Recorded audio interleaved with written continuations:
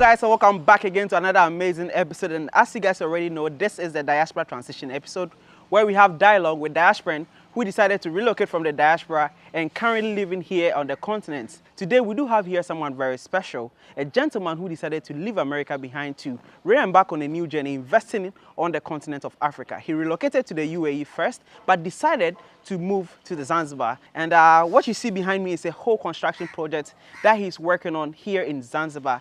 Now listen, this is a gentleman who 10 years ago had to live with his mom, right? You know, he almost lost everything, but have been able to build himself a new life, right? Investing in the continent. So if you want to find out how he did it, come with me. Hello, Maxwell. How are you, brother? Nice to meet you. I'm good, man. Thank you for coming, brother. Thank you for, having me. Listen, what I'm seeing behind me is crazy. It's huge. Wow. Why Zanzibar? Why not Zanzibar? Yeah? It's the future, man. It's Wow. a beautiful island. It's growing fast with tourism is picking up fast, which is on the top list of its GDP. But overall, it's a beautiful island, beautiful people, and it has some of the best beaches in the world. Interesting. Now that's 45 units of properties. Listen, that's a huge number. How did you come about that number, 45? How do you even start? Like, where do you start from with all this? Well, once we had our eye on this piece of land, so I back up. I came here on vacation in 2023, and that same year I came back.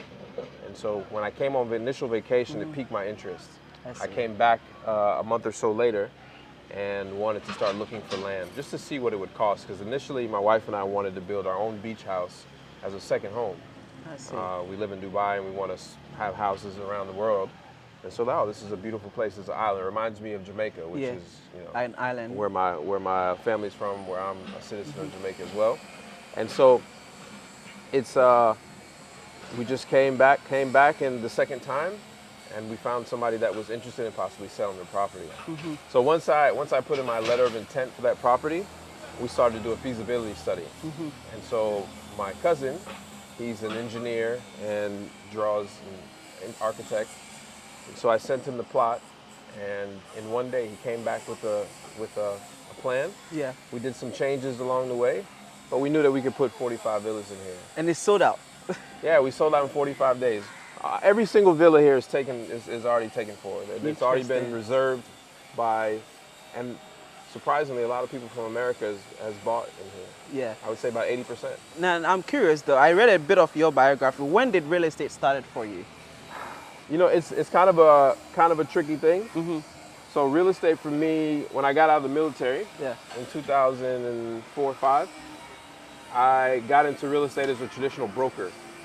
Did that for a while, and then the crash happened, 2008. So I left real estate alone all the way until eight years later, 2016, and then I started doing wholesaling real estate. And I did that for a while, became pretty good and successful at it, started documenting my journey, and I built companies around that ecosystem of investing in that world. And me and my wife, after a while, decided that we were traveling so much and we wanted to have different homes in different places. So we packed up and we moved to Dubai. And this is only a 5-hour direct flight from Dubai. And that landed us here. So my real estate journey has been on and off, but in the last, I would say 7, 8, 9 years, it's been pretty consistent. And went from investing in flipping, wholesaling, flipping, rentals, small bills, and now I'm a full-scale developer. Doing your own things here. Now, you being an American, an African American, relocating to Africa, right? I mean, there are few people who are doing this. You might be one of the pioneers, investing in real property, building here on the continent. How did that idea come about, even as an American thinking about Africa, even before, you decided to go to the UAE? How did that come about? I've been to Africa quite a bit before. Spent time in South Africa, Ghana, and visited other places in Africa as well. So I always felt real comfortable when I was in Africa, and I kept coming back and coming back. And as an investor, I'm always looking for opportunities. I'm always looking for the future. Most investors that are successful get ahead of the curve, and I believe that we're ahead of the curve as far as like investing in Africa. Now, I'm not a pioneer in this, obviously. There's been a lot of people from America that has done the same thing as we have, but Zanzibar is pretty unique, and I love it here. Show me around. Let's see what you got. So I'll tell you what we got. So we got a total of 45 villas. Okay. And 30 of them are 2 bedrooms, and the other 15 are 3 bedrooms. And I'll show you, this is unit number 1. Okay. I'll show you inside of what is, it looks like they are, I don't know if they've done the final roof yet. Yeah, we'll be able to go inside. Okay. Well, let's check it out. So what you're looking at, this is actually a street. Okay. This whole thing here is a street. It'll be paved, be nice black. You'll have solar lights running down here. You'll have a whole bunch of greenery. We reserved a lot of space for greenery. Even this whole section here is greenery. This is like a little park. So the fence goes around the actual unit, and then it's kind of like a little park. And we try to incorporate kind of like a landscape design amongst all the houses. Cool thing is, right across the street is the beach. I see. Nungwi Beach. Nungwi, yeah. Rated one of the best beaches in the world. I see. So we have our own access to the beach, which is just takes you less than 30 seconds to walk to the beach. It's sand when you have low tide, and then when it's high tide, you have to wait for the sand, the water to go back down. So this would be leveled off here, black pavement, and let me just take you inside. Okay. So each unit is G+1. So Okay. you have a ground floor, and then you have an upstairs that has, in this particular unit, is where it houses all the bedrooms. This is a 2-bedroom unit. Yeah. So it's 2-bedroom, 2.5 bath. Right? I see. So let's check it out. So what you just walked into is the living kind of room? like the foyer, Okay. right? So what you just walked into here is like the foyer area. So this part of it is a door. You're going to have a pivot door. Okay. And the steps actually go along the wall. So the steps go up and then up to this wall to the second floor, right? I see. So let me show you the ground floor. This area here is kind of like the formal sitting area, I guess you could say. And this area goes all the way up to the actual ceiling of the home. I see. So it's from floor to ground all the way up to the first floor ceiling. We got big windows because we want to take in as much natural sunlight as possible. And that helps us reduce, the owners reduce reduce electricity. So you have a huge window there, huge window there. This is actually all glass. Okay. Is that a window too? Yes, it's all window. Interesting. So it's a lot of windows. Actually, you want to be open and see everything. So what you just walked into is the kitchen / living room. And what you're going to have here is a small pantry that is here. Okay. And then your kitchen goes all the way this way. So this is where you're going to be washing your dishes. I see. This is with a big window. There with your big facing window. The ocean. Yeah, the ocean. So it's quite big. And then you're going to have an island here where you can serve food. People can pull up with their chairs. And on this other side, you have your TV, obviously. Then you have your couch set. And then you have your sliding glass. So this is all glass back here. I see. So more lights. Glass that opens up, and this is your back veranda. And the cool thing about this unit is you have a half bathroom, or a powder room, they would say, is here. This for is the guest? Yeah, for the guest. So this is your powder room and your laundry. Okay. So you're going to have your toilet, your sink, and then a stackable unit here for your laundry. And this is going to be outside. Okay. So it's kind of, most people think it's kind of weird. You open the door, you're outside on the back porch, but here goes your washing. The weather is beautiful all the time. And plus you're obviously still covered and you're in your back veranda. I like that. And also, when you're enjoying your pool, you're going to take 2 steps down. Every unit has its own pool. I see. Plunge pool. You can hang out, do a little barbecue back here, hang out with your friends, and it's all divided, so you won't be able to see your neighbors. I see. Zanzibar is a Muslim country. It's 99% Muslim. So the privacy of their people and the guests that come here are important. So if you want to come out and hang out in your own pool, you don't want anybody else to be able to see you, right? So that's what this is important. So the walls are going to go up? Yeah, the walls will go up, and you have your own little private space in the backyard. I like that. So you'll be able to step down, private plunge pool, and enjoy the nice cool breeze that you can even feel right now. The nice cool breeze sitting here in your nice Zanzibar-made furniture, I like that. Sipping some tea or something like that. And you can see people with high ceilings. Yeah. High ceilings. That's what I wanted to say. I mean, I've seen most developers, but they don't build as high as this one. This is pretty high. Yeah. Why do you do it like that, though? I'm curious. It makes it feel bigger. Okay. And the high ceilings are just in, right? You got to be able to make a product that people want. I see. And so those regular 8-foot ceilings, they're not going to cut it in this in this mode. I see. Now you coming from America, I think you guys build with wood, right? Correct. And here you're using cement Yeah, and like so concrete. everywhere in the world builds different. Yeah. Matter of fact, most of the places outside of America use block and concrete. And that's what this structure is, a block and concrete. It's new to me, but it's normal here. And it's a more solid structure, right? Even though they're not in a hurricane area or an earthquake plain, this is still a solid structure, and all the weight lays on the beams that go all the way into the ground in your foundation. So a very solid structure. So would you say it's better than the wood one in America? For sound and for a lot of other reasons, yeah. It's a more solid build, way more solid build. Okay, I like that. But let me ask you this question. Why would someone want to maybe buy this property? Who did you build this property for? So we built it for people that want a second home. There's a lot of people that live abroad that come to Zanzibar in order to vacation. And the thing about Zanzibar, when most people come, they fall in love with it. And so people come, they stay, and the government. Let me be clear: the government has an investment authority. It's called ZIPA, Zanzibar Investment Promotion Authority. Now, what they do is they go around the world and they promote that they have investment opportunities in their country, in Zanzibar. So they give you incentives such as, kind of like duty-free on bringing in certain materials for construction. And just those things that allow investors to be able to come. Because what happens is when a country is developing, they need infrastructure development. Right. And the way that they can do that, besides using the tax revenue, is to be able to invite investors to build infrastructure. And so we're one of the investors that are here with an approved project and many other approved projects that are building infrastructure in Zanzibar. And a lot of people ask me, I get this comment all the time, what about the locals? What about the locals? As you walk around the job site, you'll see about... I wanted to say, you have almost 160 people working. Yeah, so every day there's between 160 and 200 people on site working directly for us. Our payroll is in the... That's a lot. In the six figures every single month. Wow. So you can see that there's a direct impact on the people here.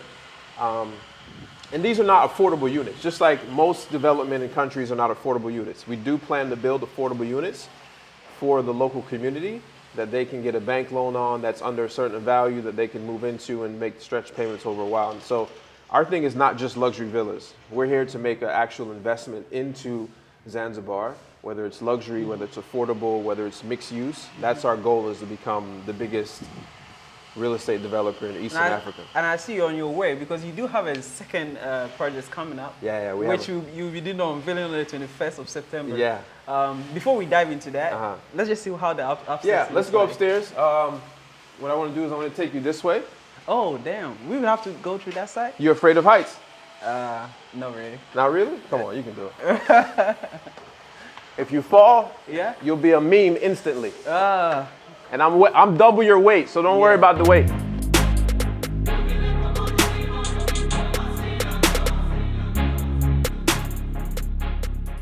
Okay, so now that we're on the second floor, we took the ladder, which is what, that won't be what will happen. The ladder is not what you'll be using for the homeowner. Like I told you downstairs, the steps go up this side and then up this side, and this is your landing, right? So you would come off the steps, and if you turn right, let's go this way. I want to show you the front veranda, the front porch, the front area. So there's a porch in the back and also in the front. Yeah. Okay. So now you're going to have a sliding door again, and you're going to step out into the veranda area. It's going to be glass. I see. And you can sit here, instead of going downstairs, enjoy your morning tea, your morning coffee. Sit here, and if you're to the right, you can hear the ocean. You can see the ocean if you look this way. It's just so much. We want a lot of glass. We want a lot of light coming in. It's a tropical island with beautiful weather year round. You're gonna want to use that. It makes more sense. So let me take you through the other side, and this is the living quarters of the 2-bedroom villas. Where we're standing right now. So you remember how I showed you downstairs how you go up, and you see that this area, the sitting area, goes all the way up to the ceiling. Yeah. So the roof has 2 levels. There's this level, and there's that level. Right. So that when you look outside, there's that architectural design where there's 2 different levels of the roof. So this one goes up to this section, and this is all window. Crazy, right? So there could be chandeliers here. Yeah, it could be, exactly, Right. chandeliers. And this is gonna be all glass. So somebody sitting in the living room, you can talk down to them, you can holler up. And now we're gonna go towards the bedrooms. Okay. So now you're in the hallway. Okay. And to your right is the hallway bathroom. Now this is huge. This bathroom is for the second bedroom. So the bedroom, masters? which is not the master. Okay. So this is for the second bedroom. The smaller of the two bedrooms has its bathroom in the hall. Okay. It won't share with anybody because there's a powder room downstairs, but it's not inside the bedroom. Right. Right? And so let's go into, watch your step and everything. Okay. This is the first bedroom, not the master. This is the second bedroom, right? Okay. So you can see there's, and here's what's cool. All of our villas, everybody opted into the furniture. So everything is fully furnished for everyone. Really? Right? Because we're on an island. This is your second home. The likelihood is you're not going to buy furniture and import it. Right. Let us do all that. So when we designed it and we showed the renderings to the potential people that were interested in buying, we showed it with all the furniture fit perfectly in here. So everybody opted in to get that perfectly fit furniture. Right. So this bedroom is going to have a nice desk where you can do some homework or do some Zoom calls, a bed, a nice closet overhang, so it utilizes the space well. And this actual here is the closet. So you can see that square on the ground, right? Yeah. This is a closet that protrudes into the next room. I see. Okay, but let's go the traditional way. Let's use the hallway. Let's use the hallway and go into the master bedroom. So now this is the master bedroom. Okay. Now one thing that I like about block and concrete construction is that there is, sound doesn't really travel through these walls, right? So in America, I would put drywall, I would put 2x4 studs that separate it and some insulation in between. But this one, the noise doesn't really travel through. It's very dense. But when you're building with block and cement, you also have to do a lot of planning with piping. Right. So all your piping has to put in before for your plumbing, obviously, your data. So within the walls. Yeah, so within the walls, within the ceilings. So you'll see some pipes coming down there. You'll see pipes coming out there. Those are for running wires and all types of things later. Because this is going to be like a semi-smart house. It's not going to have automatically closing blinds, but it will have data cables running to every single house and so on and so forth. So your master bed sits here, and it's not all the way against its wall. Your master bed is going to sit here. The reason is because there's a door right here that leads into your closet. So your closet is hidden behind the beautiful wall. And we can throw up some renders so it makes more sense. So this whole area here is your closet. Okay. What is this line? Yeah, this line, and there's an entry on both sides. Okay. So you have a full closet, his and her side, for the master bedroom. And then we'll go into the master bathroom, which is even bigger than the other one. I see. Now look how big this is. Oh yeah, that's huge. I see.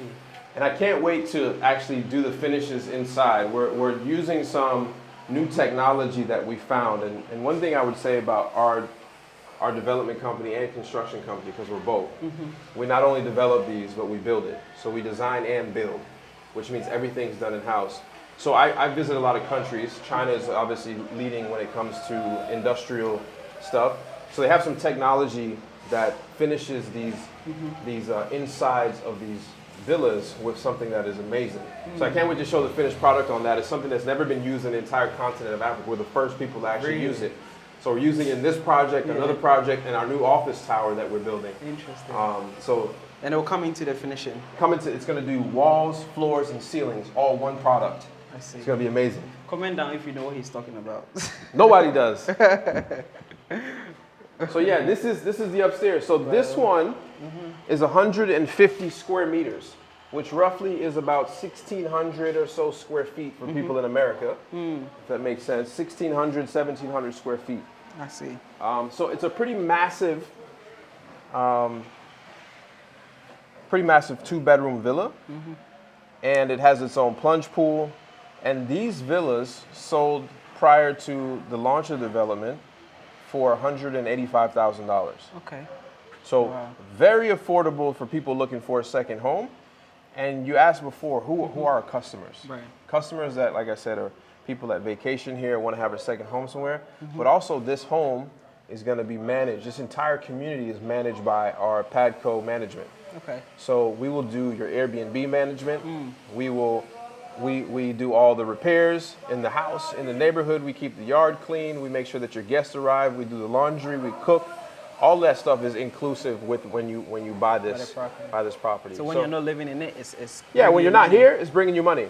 And we want people to, the return on investment is amazing on this project because this is in Nungwi. Nungwi is one of the more, I said, probably the most popular destination for tourists when they come is in Nungwi. Yeah.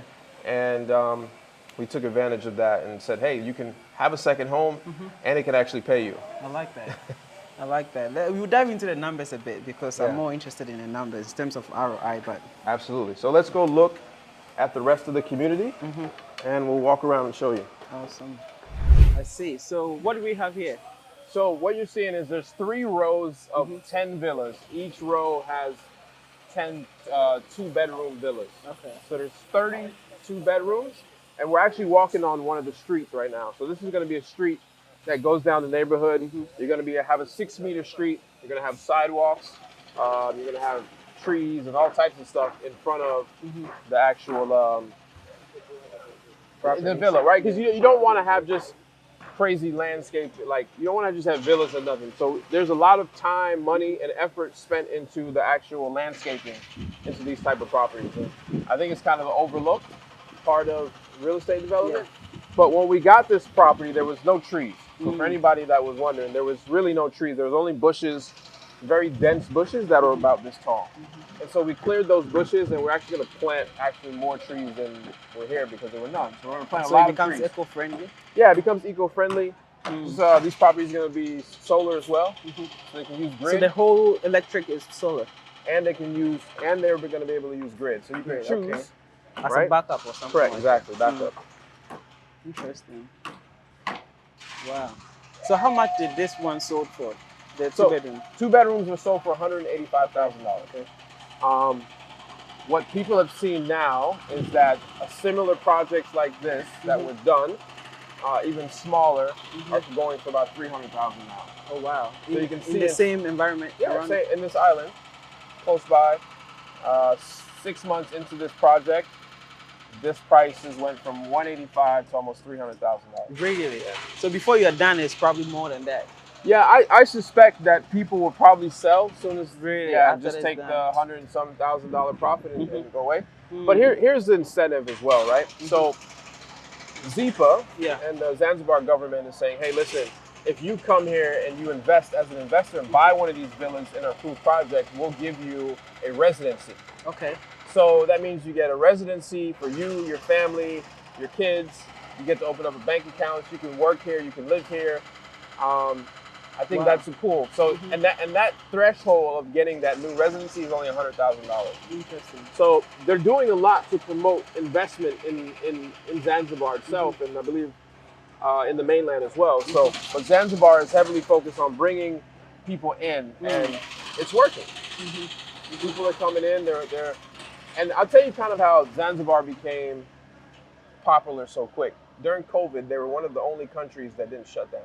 Really? Yeah. And so people from Europe and all over the world were coming here because it was a place that you didn't have to get the shot. I see. And so they came here, people worked remotely here, they enjoyed the island life, the food, the breeze, the fresh fish, the fruits, all of that stuff, and the culture. And it became very popular as people started making videos. But Zanzibar is beautiful, but one thing is I've never thought about it as an investment destination. I always thought about it as a holiday destination. Yeah. But you've seen what you've done. Now I'm beginning to see the investment side of things. Yeah. Well, you got to think, any place that is very popular for holiday is a place where it's good for investment. Yeah. Tourists come, they spend money. The more and more people come, it turns into people's second home. But I think obviously the tourism board is doing a nice job of preserving its culture as well, because that's also important. You know, my family is from Jamaica, and you can see not only Jamaica, all of the beautiful islands in the world eventually become very, very expensive, right? Because they don't make white sand beaches that much anymore, right? So it becomes very valuable, and the government is trying to attract direct investment from outside, and it's working. And they're improving every day. Every day I wake up, there's a new road being built. There's a new infrastructure happening. So it's growing. And I think some people maybe don't understand how quickly it grows, but some people realize that this is a place where you get a second home or do an investment when it's already very expensive. Yeah. Can we paint a picture of with the trajectory? Are you sure that's going to be okay? Okay, can you paint a picture of the trajectory, let's say from now to the next 5 to 10 years, how Zanzibar would be in terms of ROI, in terms of, everything? Obviously I don't have a magic ball, I don't know the future, but I would say in 5 years, Zanzibar will be, there won't be much land left to do investment on. That's reserved for investment. In 10 years, this island will look a lot different with the infrastructure. A lot of the roads will be built. All the things that you're used to in all the developed countries, I believe will be here by then.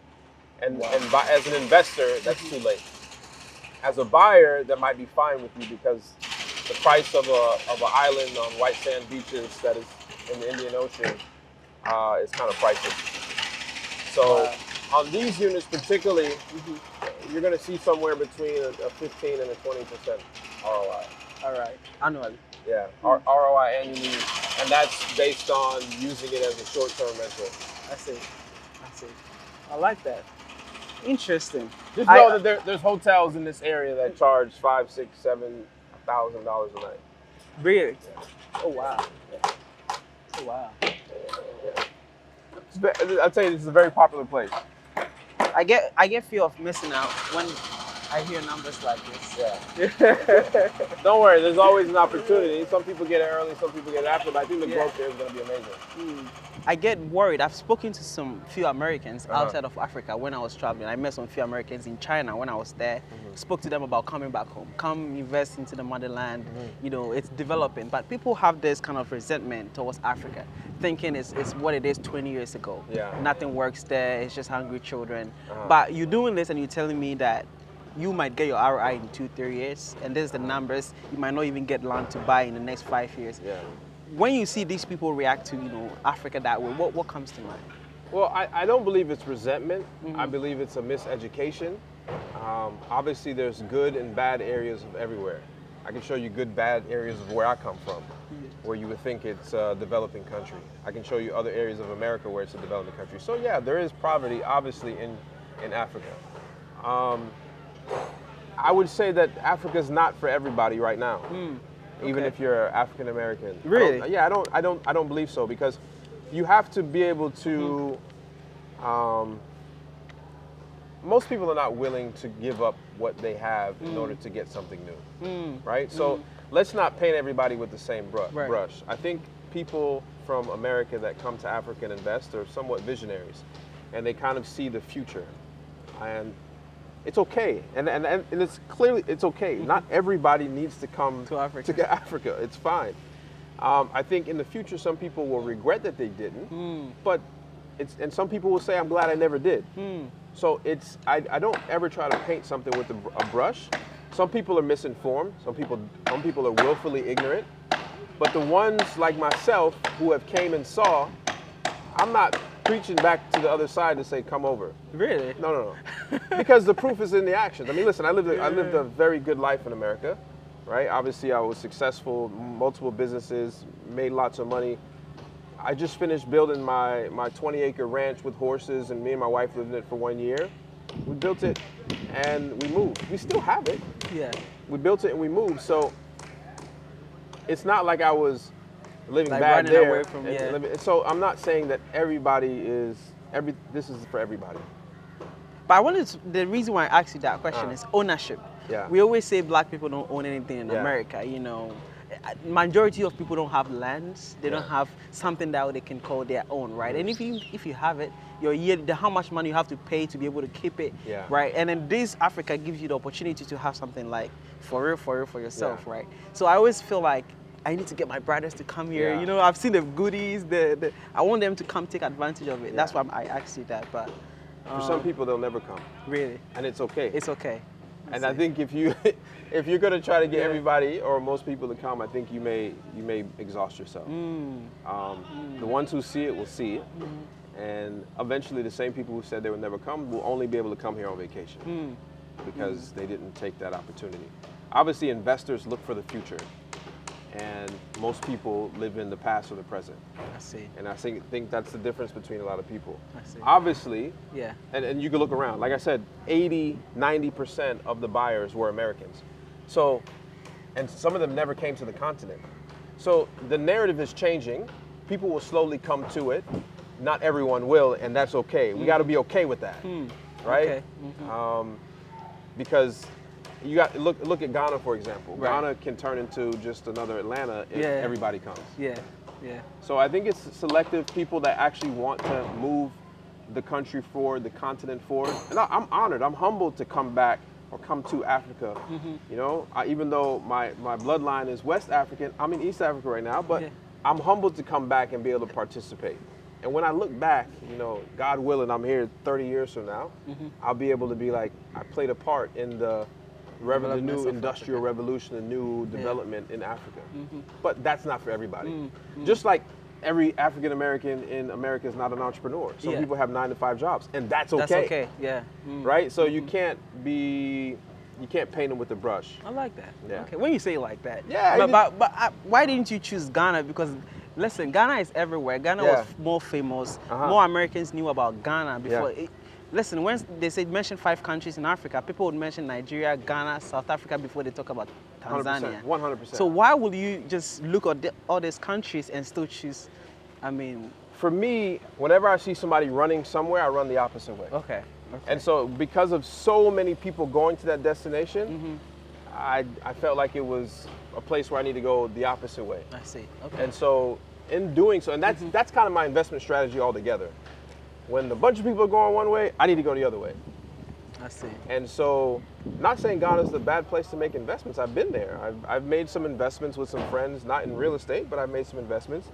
And so, I don't believe that picking one or the other is bad, but for me and my investment strategy, coming somewhere that was uncharted territory, for most people, and most people don't even know about it. When they watch this video, some people have never heard of Zanzibar until they watch this video. Guys, comment down if you've never heard of Zanzibar while watching this video, because I'll be surprised. Over a year ago, I've never heard of Zanzibar. Really? Yeah. So that's what I'm saying. I'm not saying that is a bad thing. I just never heard of it myself, even over a year ago. Interesting. This conversation is getting interesting. If you have a message to your fellow entrepreneurs, right? Tell them what do you think they are missing out for those who are willing to make the move into investing into properties like this, even buying from you. What message do you have for them? Listen, I say investors. If you're a true investor, there's some level of risk that you have to take. Right. As an investor. Each investor has a different strategy when it comes to what they do and risk tolerance. For me, I was willing to risk millions of dollars to see if it would work. And alhamdulillah, it's paying off, right? And so we sold this community. We got other projects and more projects after that. And so for me, it's not for everyone, but if you're a true entrepreneur and you're an investor and you want to make an investment outside of where you are, then you need to explore. Go to places that you never thought you would go, and spend time in places you never thought you would go. And if you are just looking for a second home and you just want to get some passive income, $4,000, $5,000, $6,000 a month, then maybe buying in a project, something like this, is perfect for you. And a getaway. I think for me, there was a turning point of a conversation that I had with someone that said, "Are you diversified in your investments?" I said, yeah. And he says, no, I mean, are you diversified in the currencies that you hold? I said, no, I didn't. What are you talking about? You only had US dollars. I only had US dollars. And so they were like, you need to diversify where you are. And so that kind of started my research into prompting to move into Dubai and then spending money here and investing here. Because I think Patco didn't start from Zanzibar, it started from Dubai. The idea came when I was in Dubai. Okay. Yeah. But why would you, Do you still have properties in Dubai or? I don't own any properties in Dubai. Okay. Yeah. Okay. I don't own any. I have companies in Dubai. Okay, because I think the first time I saw that you were moving out of the US, I was expecting you to be like, I'm moving to Africa. But you ended up dropping at Dubai before coming to Africa. Yeah. Can you tell us why? You know, I went to honeymoon in Dubai. I love the people, the culture. It's a very advanced city. I love the crime. Now I have a son. Less crime. And so, you know, just all of these things bottled together, and it's proximity to a lot of places. I go to China a lot. I have an office in China, apartment in China. I go to different countries in that area, and I'm usually within 8 hours of everything. I see. And one of my friends from Dubai was born here. And that's how the conversation even started. And so I always had a plan of having multiple residencies. Being on the continent of Africa was one of them. And so there you go. I like that. I thought maybe you said because your wife was from. Is your wife from Dubai? My wife is from Egypt. Oh, really? Yeah, my wife is Interesting. Egypt. Here, you're at the end of the 2-bedroom section. Okay. And the road goes to the right, and there's a little road that goes to the left. I'm gonna go to the left because even myself, I bought one villa. I bought villa number 33, which is a 3-bedroom. I like that. Right? So, you can see here, we got some guys. What we're doing is they're building a foundation for a batching plant. So a concrete batching plant. So one of the things that I found out in most of Africa is, or even most developing countries, is the lack of construction technology and the lack of new equipment that makes the job easier. Like using modern materials. Yeah, using modern innovations to do the same build. So here they're building a foundation for what's inside of this this container, shipping container, is a concrete batching plant. Okay. So this batching plant will allow us to do what we did in one day. We can do 7 times that amount, 7 to 10 times that amount in one day. Wow. So this, by making our own concrete. Now, if you look, you can see this bucket here, right? Right, yeah. So we have the one turning. Yeah, so we have dozens and dozens of these concrete mixers. We have dozens and dozens of these concrete mixers, and these concrete mixers is what makes concrete. And you can only get so much per every load. And so then you deliver it either by putting it in a pump and then piping it to here. So what we're able to do now is we're going to be able to make around, I think, 30 cubic meters an hour. I see, that's and be able to pump it to the second floor. Using that machine. Exactly. So we have several different machines, and every week we're getting new equipment. One of the challenges with building on an island is the logistics. Trying to get everything here. You have to get everything here in the right time, right? So you're ordering from Turkey, from China, from everywhere you can think of, India. You have to get things here at the right time because you don't want to just have everything here. Right.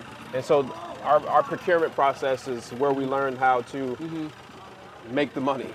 But as a developer, wouldn't that cost you more money?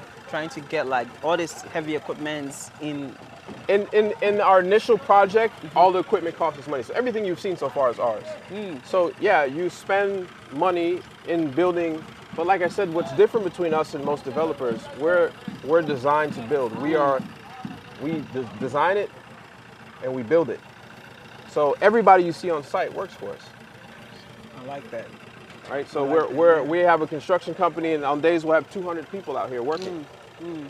And they're all from this area. Most of them, I would say at least locals. 50, 60% are just from this village. Oh, this village? Yeah. Nungwi.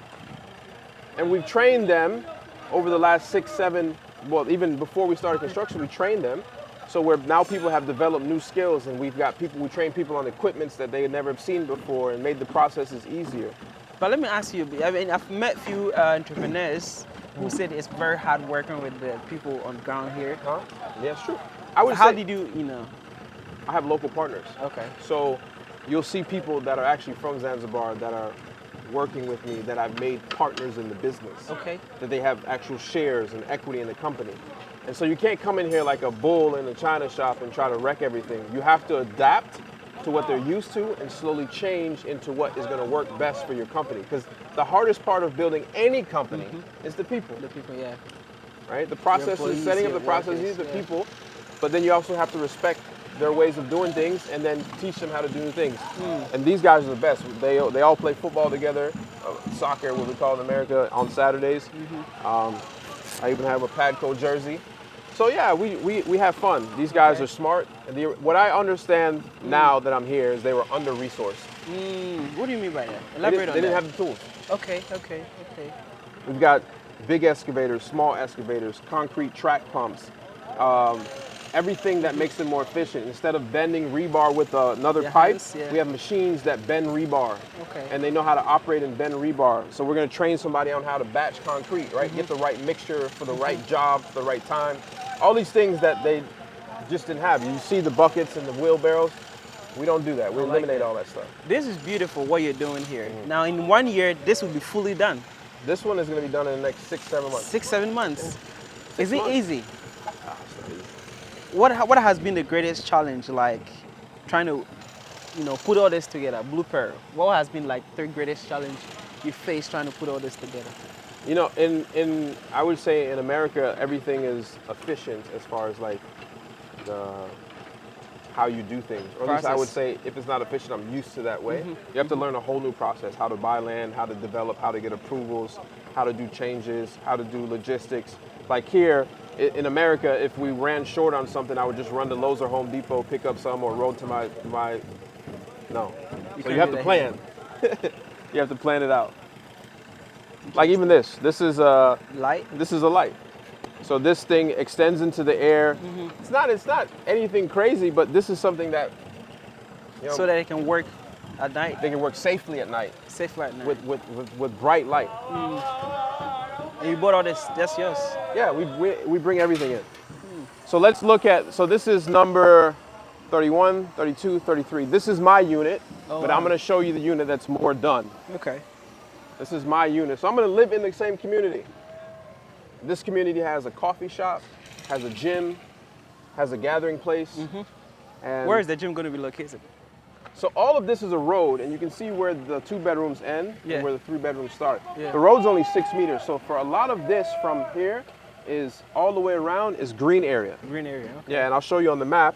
Okay. It's green area, and that's where the gym goes, that's where the coffee shop goes. We can get a coffee, even a small panini sandwich or something like that, whatever it's called. Would a coffee shop going to be for brew pearl, or maybe an outside company can just come into? We do it all in-house. Okay.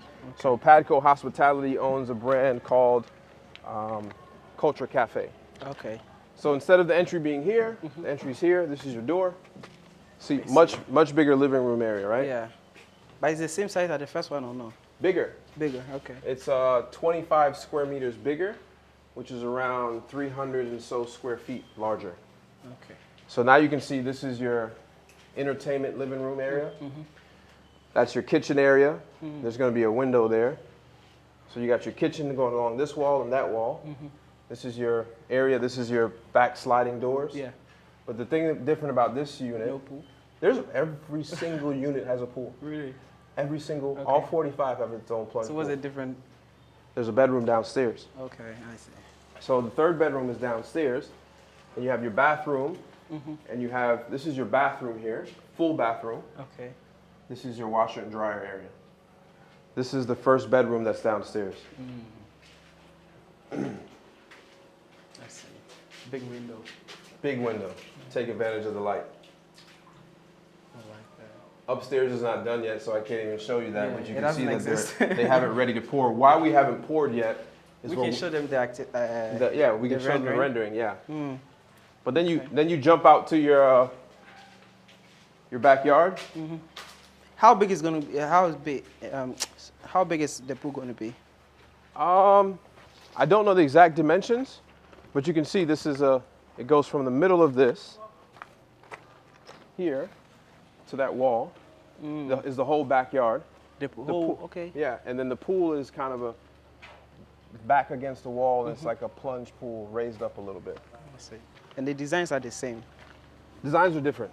Then all the 3 bedrooms are the same, yeah. But what happens is the exterior is different. Different, okay.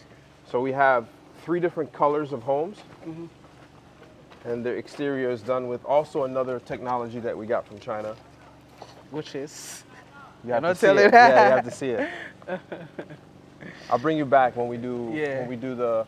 So what happens is we're also doing a grand opening. So the handover would be before, but sometime in August next year, all the owners will be here. We're gonna have like a big party. Big party, yeah. Yeah. Have fun. Nice. I'll be here. Yeah. I'm gonna invite you. You gotta come. Yeah, you should. You can stay in my unit. Yeah. Midasi. You know what that means? Thank you. But this is beautiful. I'm very happy that African Americans or our brothers in the diaspora are coming here, helping us build Africa together. It's cool. You know something that I never hear most African Americans or Americans that come here?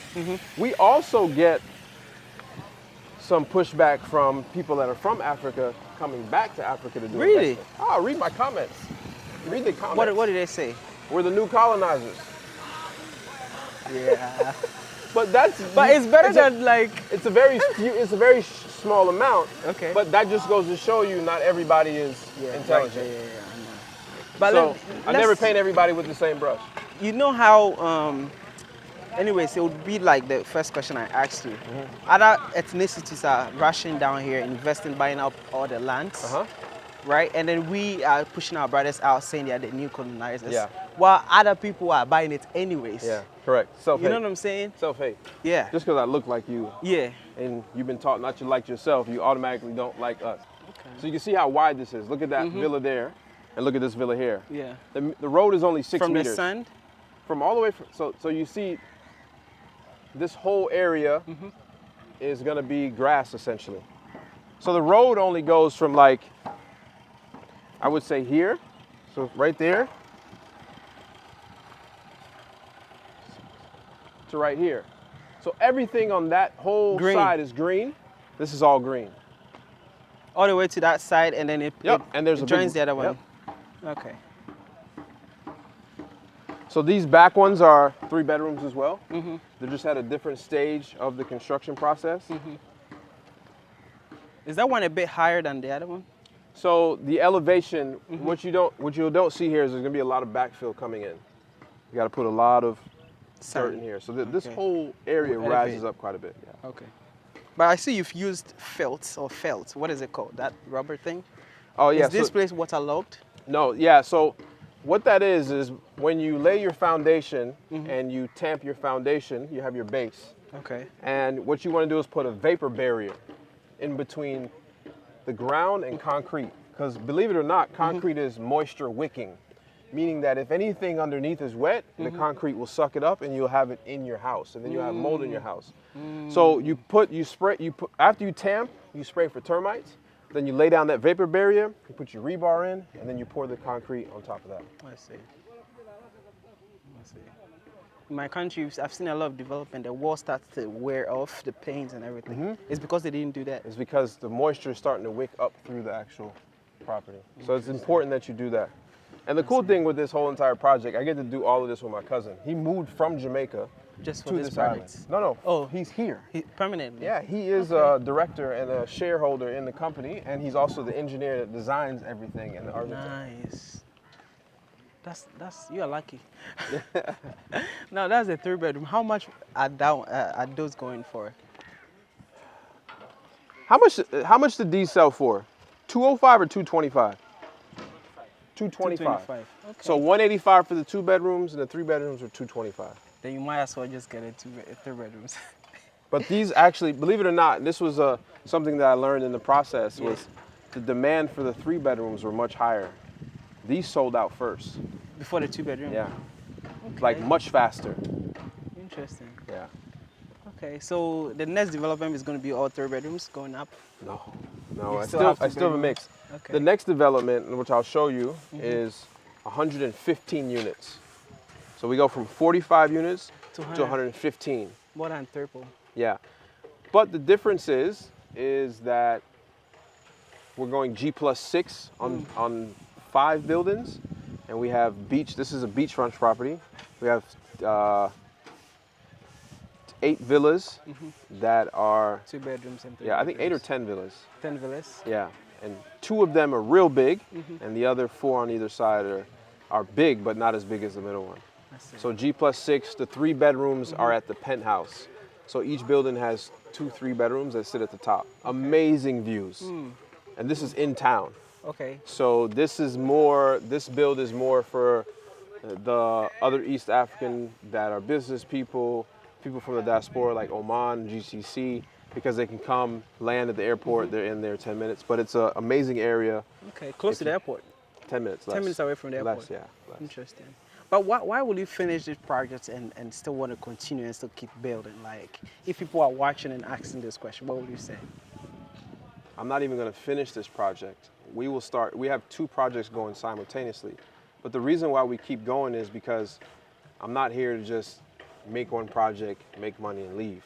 I'm here to build a company that is headquartered in Zanzibar, that is the biggest real estate development company in East Africa, headquartered here on this island.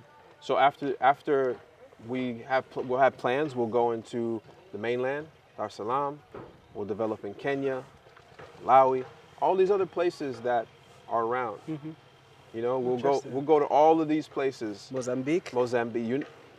That's our goal. We want to build villas, mixed use, shopping malls, apartments, office buildings. So we're not just focused on this stuff. This is the beginning of our company. This is our first year in, right? Wow. And so our first project is $10 million of gross development. Our second project is $33 million in gross development. So you're looking in a physical 1 year, we have launched $43 million in projects. That's a lot of numbers. Yeah. So wow. our gross development project in the first 12 months is $43 million. And that's good for the economy here. Absolutely. That's how you expand the economy. You know, if you look at 33 million, you're probably spending, I mean, think how many millions we're spending in suppliers, even locally. Millions. How do the government treat you though? Because back home in Ghana, a lot of the pushbacks from developers, they always complain about the government's policies and everything. Look, how Ghana invited investors to come here. I'm sorry, Zanzibar invited investors to come here. So for me, they gave us a set of perks. They gave us a set of rules. You follow the perks, you follow the rules, you get the perks. That's it. Yeah, for me, I don't have much interaction with the government other than, hey, is everything fine? Yeah, we're good. All right, cool. And so we just want to be the example. I think that's the main thing. Me personally, I want to be the example that you can be successful in America, Europe, wherever you are, Canada. Come to Africa and dream even bigger and become bigger. For me to do this in America, 12 months, have, $43 million in development in 12 months, I don't think it's unlikely? Possible. No, it's very unlikely. Very unlikely. But Africa give you that opportunity. Yeah, because I'm allowed to think bigger. I'm allowed to be a part of the beginning or the growth. America's grown up. You don't have to raise the kid anymore. Here we have to take part in raising this baby. I like that. If you have a final message before we go to the next property, what would that message be for the viewers? Look, I would say explore. Don't be willfully ignorant about things.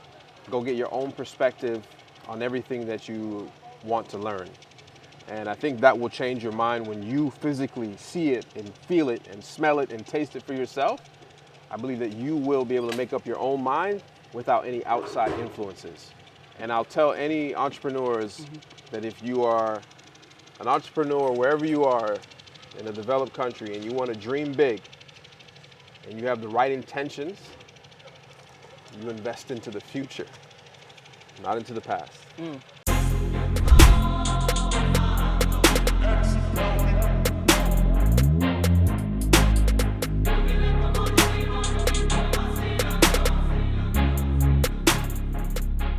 So we are here on the new property, which is about to be unveiling on the 21st of September. By the time you're watching this, it's already, launched. And it's beautiful. I'm here with you, man. You didn't stop with Blue Pearl. No.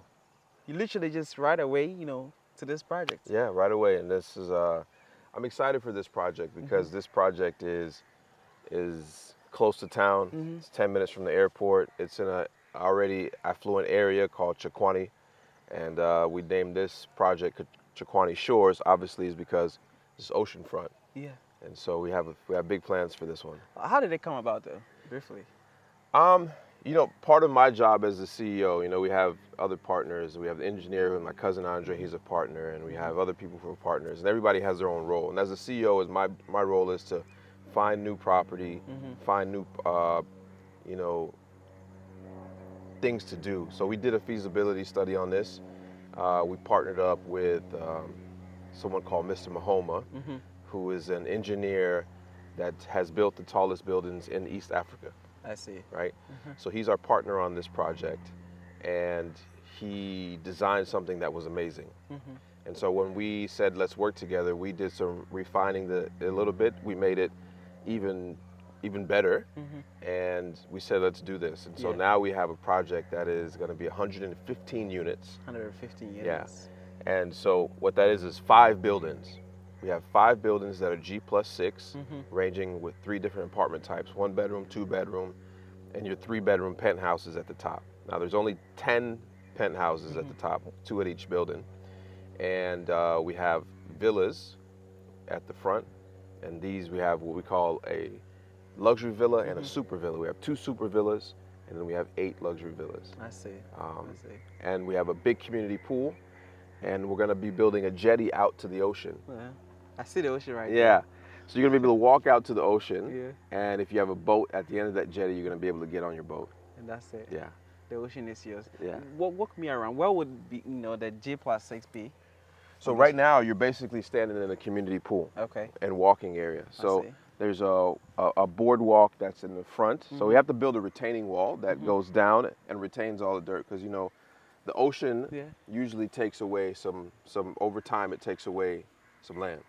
So we have to build a massive retaining wall down there that's at the bottom, and this area is where all the villas face the community. And I have renders. I'm going to show you the renders. It's beautiful renders. So all the 10 villas will face the front, and then you'll have a nice, beautiful pool, nice walking area, green area here, and then you'll have 5 buildings that are G+6 sitting at the back. And the best They're all view looking at the ocean. is from the penthouse. I see. Yeah. I see. Interesting. Now, I mean, look, it looks beautiful. Yeah. What is the pricing going to look like? We're starting these at 190,000. Okay. And I believe the highest price in here goes somewhere around 600. 600, which is probably the penthouse. Actually, it's the big villa. The big villa? Yeah, the big villa. I see. Interesting. It's all four bedrooms. I see. This is crazy. Like, you keep doing amazing things. What inspired you, like, keep it going, though? Because we have a goal of not only, the Blue Pearl was a great project. We have a goal of being the largest developer in East Africa. And so by doing that, we have to keep going.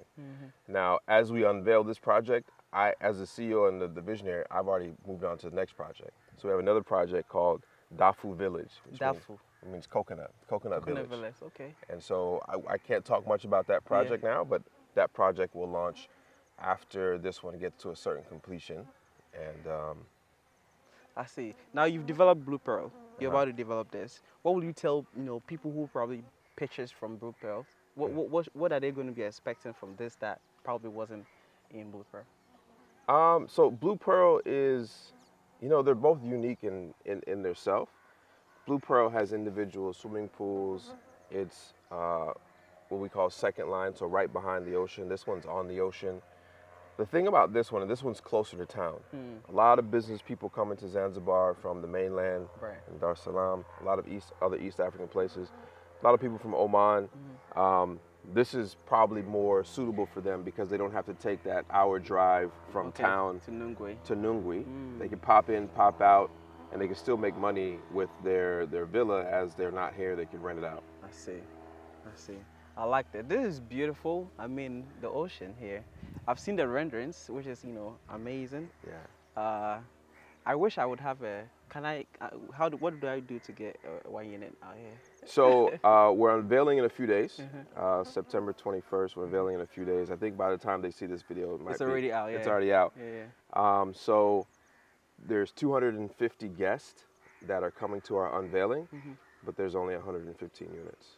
I see. Right, and so not everybody might get one. No, not on this one. Not everybody's gonna get one. The earliest, the better. Yeah, the earlier the better. I see. Guys, you don't want to miss out. Ooh. Guys, you don't want to miss out on this project, man. I get fear of missing out anytime I'm here in Zanzibar. um, I just have to go save up. I mean, you watching this and you do have the right facilities to facilitate this project. I think you should come in now before it's too late. What you said in our last, I mean, when we were in Nungwe, really, stick with me. Yeah. That in the next 5 to 10 years, you might not even get a land to buy, and if you can, it will be very expensive. I mean, the beach. This is beachfront. They're not making any more of this beach. Yeah, so it is what it is. Man, before we sign this off, if you have any final message for the people watching, what would that message be? Yeah, I mean, listen, I've said it again, and whether you're an investor that's going to buy something to live in and use as a second home, or you're a developer yourself, or some type of investor, the opportunities in Africa are all over the place. I can specifically speak to Zanzibar, Tanzania, depends how you say it, but it's amazing. And doing projects like these, this is what builds the infrastructure and just overall grows the economy in these regions. But before you sign, how do you deal with competition though? What competition? I mean, like fellow developers, people coming into the industry. I don't look at them. I mean, because you want to be the biggest. So like that's what I'm trying to ask. Yeah, biggest means nothing. That's just one of my personal aspirations. Biggest can mean something to someone else, but there's no competition. I welcome other developers to come and do it because if we understand that there's a goal and a mission on what we're doing, then there's no competition. I can't build. You can see I can manage probably 2-3 projects a year. Right? If you just look at the affordability home problem, you could build 500,000 homes and still have room to build more. And so affordable homes are in our vision and are in our future to build those here on the island. And so I don't look at them as competition. There's so many developers. I welcome them because the high tide rises all boats. So come, build. It's going to increase the value of everything that everybody's investing in. And we're just a part of it. We're just a piece of the puzzle. I like that.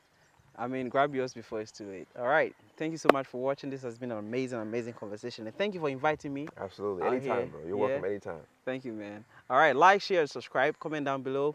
Go into the link in the description. Try to reach out. See if you can get yours ASAP before it's sold out. All right.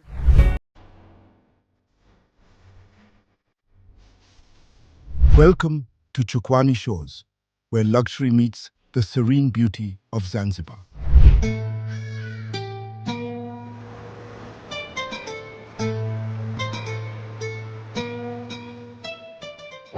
Nestled along the tranquil shores of Chukuani, this exclusive community is designed to offer you an unparalleled living experience, one that harmoniously blends elegance, comfort, and natural splendor.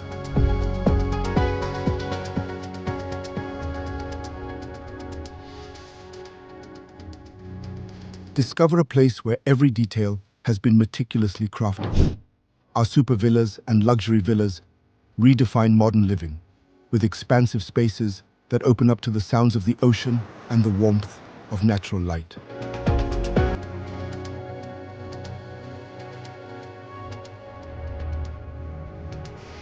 Choose from our exquisitely designed residences. Each villa and apartment is a sanctuary, offering spacious living areas, sophisticated design, and breathtaking views.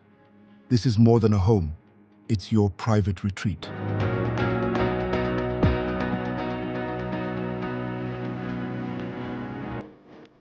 At Chukuani Shores, luxury extends beyond your doorstep.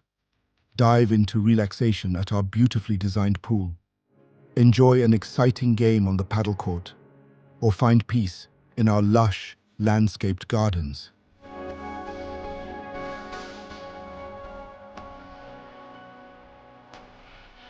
This is a community where every moment is an experience. From tranquil morning strolls to vibrant evenings with friends, Chukuani Shores offers a lifestyle that goes beyond the ordinary.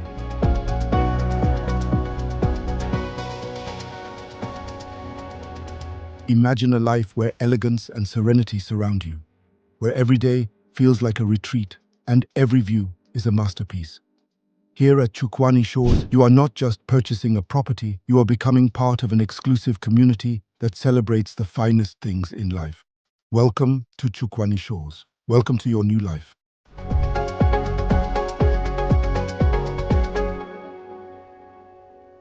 So guys, I know you have seen the rendering of the Chukuani Shores project. It's very beautiful, as you can see on your screen.